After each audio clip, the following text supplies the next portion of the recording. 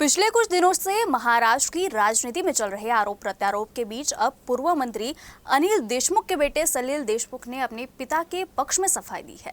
नागपुर में press conference कर उन्होंने भाजपा नेताओं द्वारा अनिल देशमुख पर दिए बयानों का जवाब दिया।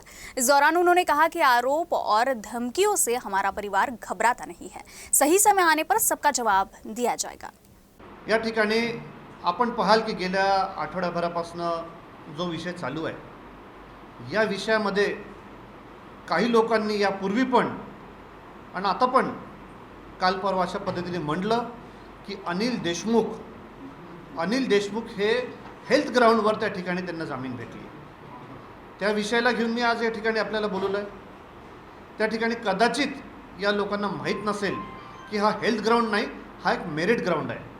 त्या ठिकाणी ज्या आधारे कोर्टाने ही लढाई जेव्हा आमची चालू होती त्याच्या आधारे त्यांना बेल दिली त्याच्यामध्ये लिहिलं आहे की ही बेल मेरिटवर दिली गेली आहे।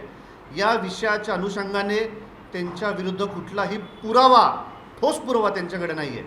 हे असताना सुद्धा काही भाजपचे लोक अशा पद्धतीनं त्यांच्याच भाषेत नॅरेटिव्ह सेट करायचा प्रयत्न करतात की हे हेल्थ ग्राउंडवर आहे।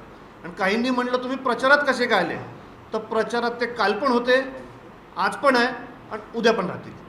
अमित कदम याच्याबद्दल आज आपण प्रेसमध्ये पाहिलं, खाली पाहिलं। मी एवढंच सांगेल की ही पूर्ण वस्तुस्थिती आहे, 100% वस्तुस्थिती आहे। कोणी म्हणे हे 3 वर्षानंतर का करतं, की त्याचंही कारण आहे 3 वर्षानंतर का करतो। आणि ही वस्तुस्थिती असताना त्या ठिकाणी आता कधी आम्ही त्यांचे इंटरव्ह्यू पाहतो, कधी हे पाहतो, योग्य वेळी मला जी माहिती आहे त्या ठिकाणी मी ही गोष्ट सांगेन। नाही, काळजी करू नका, बात निकली है तो दूर तक जाएगी, मैं सच कह दूंगा तो उसकी सुलग जाएगी। आलं का लक्षात? कुठे गेले पुरावे, दाखवा तुमचे पुरावे।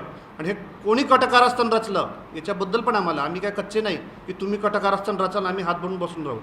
सगळ्या गोष्टी योग्य वेळी निघतील। धमक्यांना भीक घालत नाही, मोगलाई लागली नाही, पेशवाई लागली नाही, आम्ही घाबरत नाही।